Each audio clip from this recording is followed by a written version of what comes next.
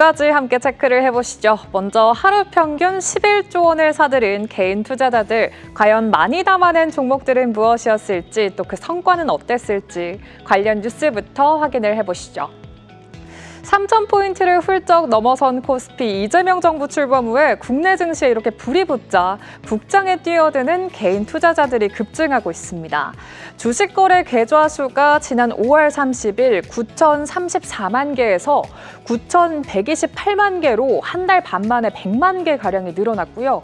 개인의 주식 거래 대금과 국내 주식형 공모펀드에 유입되는 자금도 폭증을 했습니다. 6월 2일부터 7월 15일까지 개인 투자자들의 일평균 주식 매도액은 11조 4,600억 원에 달했고요. 매수액은 11조 3,800억 원을 기록했습니다. 그렇다면 최근 일주일 동안 개인들이 가장 많이 담아낸 종목들은 어떤 것들이 있었을지 코스피 시장의 순매수 상위 종목들부터 확인해 보시죠. 우선 개인들은 SK하이닉스를 가장 많이 담아냈습니다. 이후에는 네이버나 카카오페이 같은 스테이블 코인 정책 관련주들을 사들였고요. 최근 골드만삭스가 긍정적인 평가를 쏟아내기도 했던 두산 에너빌리티, 그리고 최근 논란이 있긴 하지만 BTS 컴백 기대감이 여전한 하이브를 순매수했습니다. 그 수익률은 어땠을지 일주일간의 성과도 확인을 해보시죠.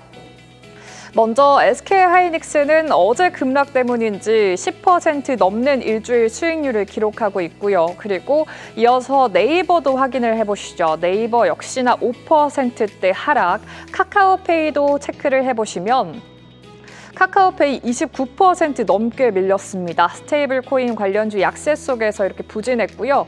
두산 에너빌리티는 반면에 4%대 반등에 나섰고 상승폭을 강화해주고 있습니다. 하이브는 1.65% 밀리고 있는데요.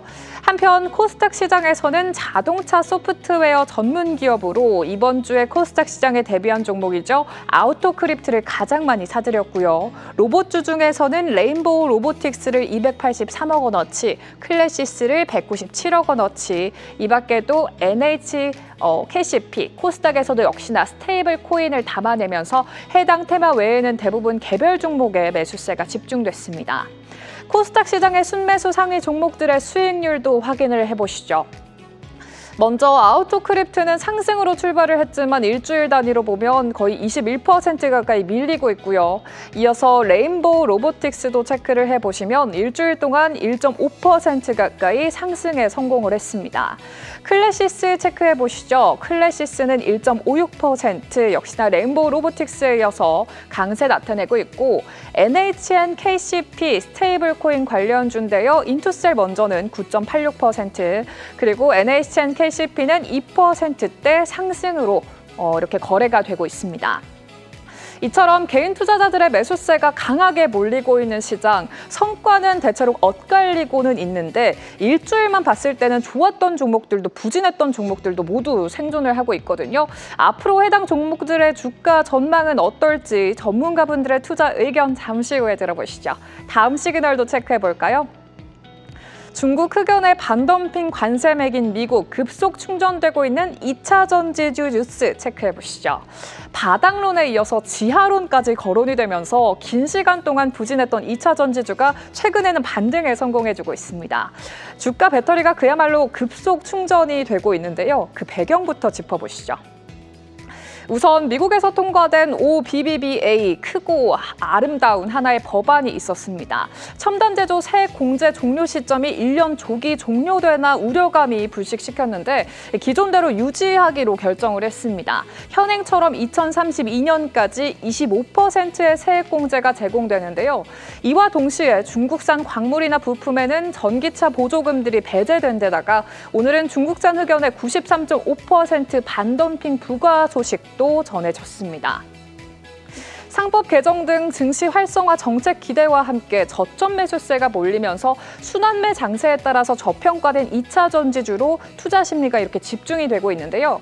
최근 한 달간 주가 상승률을 확인해 보시면 지주사인 LG화학이 30%대, 포스코홀딩스가 19%대 상승률을 기록했고요. SK이노베이션이나 에코프로비엠도 두 자릿수대 상승률을 기록했습니다.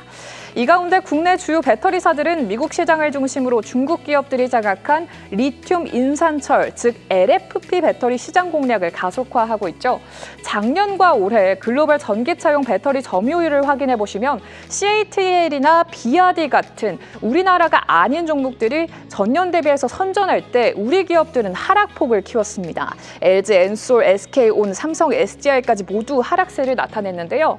하지만 미국 트럼프 정부가 중국산 배터리에 대한 규제를 강화하고 북미 시장에서 보조금, 이 보급형 전기차 수요가 늘자 LG 엔솔은 GM과 협력하고 SK온은 LNF와 손을 잡고 삼성 SDI는 울산 공장의 설비를 구축해서 변화를 구축하고 있습니다.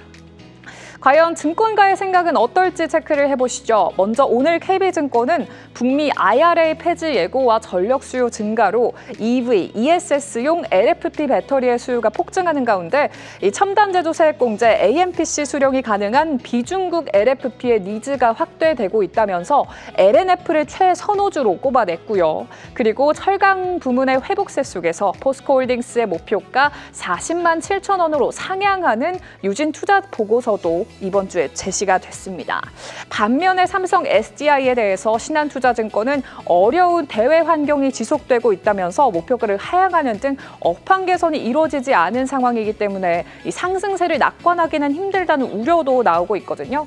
바닥도 지하도 다 터치를 한 것 같고 시장 강세 속에서 잘 가주니까 일단 기대는 되는데 과연 이 상승세가 추세적으로 지속될 수 있을지가 궁금해집니다. 엇갈린 증권가의 전망 속에 2차 전지주 향후 전망은 어떨지 전문가분들의 생각 들어보고 인사이트 얻어보시죠. 이번 주 마켓 시그널 체크해봤습니다. 계속해서 다양한 경제 이슈를 알고 싶다면 구독과 좋아요, 알림 설정 부탁드립니다. AI 캐스터 권미정이었습니다.